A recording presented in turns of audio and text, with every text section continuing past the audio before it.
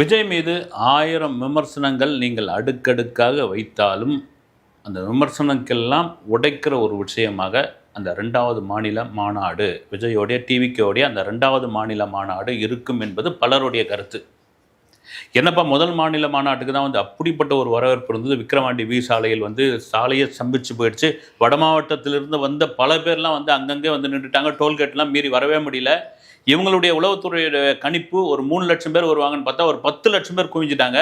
ஆனால் இந்த 2வது மாநில மாநாடு கிணத்துல போட்ட கல் மாதிரி இருக்கு. ஒன்றுமே இல்லையே, எல்லாரும் சோர்ந்துட்டாங்களா, அந்த இன்ட்ரெஸ்ட் இல்லாமல் போயிடுச்சா, ஒரு 9 மாதத்திற்குள் அடுத்த மாநாடு நடத்தும் தான் இதனுடைய பின்னடைவா அப்படின்னு 1000 பேசிக்கிட்டு இருந்தாலும், குறிப்பாக இன்னைக்கு பல மீடியாக்கள் அந்த மாநாடு நடக்க போகிற அந்த இடத்துல, அந்த பாரபத்தி, அதாவது மதுரையிலிருந்து தூத்துக்குடி செல்லக்கூடிய அந்த பாரபத்தி என்ற இடத்தில் அத்தனை மீடியாக்களும் டெய்லியும் ஒரு கேமரா வச்சு ஏதாவது ஒன்று எடுத்துக்கிட்டே இருக்கிறாங்க. ஏதாவது ஒன்று என்ன நடக்குதுன்னு. இதெல்லாம் தாண்டி அந்த மதுரை சுற்றுவட்டாரத்தில் இருக்கக்கூடிய பலர் அதில் ஒரு சுற்றுலா பொருள் காட்சி மாதிரி, ஒரு திருவிழா மாதிரி டெய்லியும் பார்த்துட்டு போகிறாங்க. அங்கே செல்ஃபி எடுக்கிறாங்க. இந்த கொடியெல்லாம் நட்டுட்டு இருக்காங்க.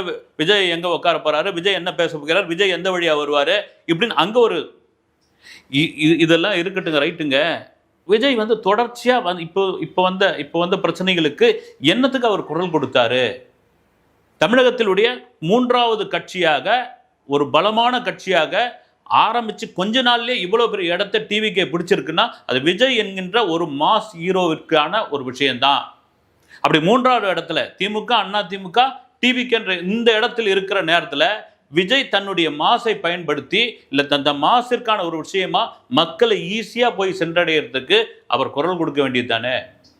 குறிப்பாக நாம் கூட பேசியிருந்தோம் அந்த தூய்மை பணியாளர் விஷயத்தில். அனைவரில் அவங்க பார்த்தது, ஏங்க நீங்கள் போயிருக்கணும் போராட்ட காலத்துக்கு. அது டிவிக்கே நண்பர்கள் என்ன சொன்னாங்களா, என்னங்க நீங்கள் திரும்ப திரும்ப நீங்கள் விஜய் போனோம் எங்கள் தலைவர் போனோன்றீங்க. போனால் அங்கே பெரிய பிரச்சனை, அங்கே சட்டம் ஒழுங்கு பிரச்சனையாகும், கூட்டம் கூடும், அடிதடி ஆகும். அது விஜய்க்கு எதிர்வினையாக, எதிர் விமர்சனமாக, எதிர் செய்தியாக கூட மாறும். அந்த போராடுற அந்த மக்களுக்கு, அந்த நபர்களுக்கு ஒரு பெரிய பெரிய பின்னடைவாக கூட மாறலாம் அப்படின்னு. இன்னொரு நண்பர் சொன்னார், எங்க போயிட்டா அசம்பாவிதம் 2 உயிர் பலியே நடந்து போயிடுச்சு அப்படின்னா அது எவ்வளோ பெரிய கெட்ட பேர் எங்களுக்கு தானே அப்படின்னு. திரும்பவும் சொல்கிறது என்னென்னா, ஒரு தூத்துக்குடிக்கு ஒரு அஜித்குமாருடைய வீட்டுக்கு இதற்கெல்லாம் ஒரு இரவு வாக்கில் தான், யாருக்கும் தெரியாமல் காதங்காத வச்ச மாதிரி தான் போனார். அப்படி இங்கே வரலாமே, நீங்கள் வந்திருக்கலாமே, தூய்மை பணியாளர்களுக்கும் வந்திருக்கலாமே அப்படின்ற ஒரு கேள்வி நியாயமான கேள்வியாக இருந்தால்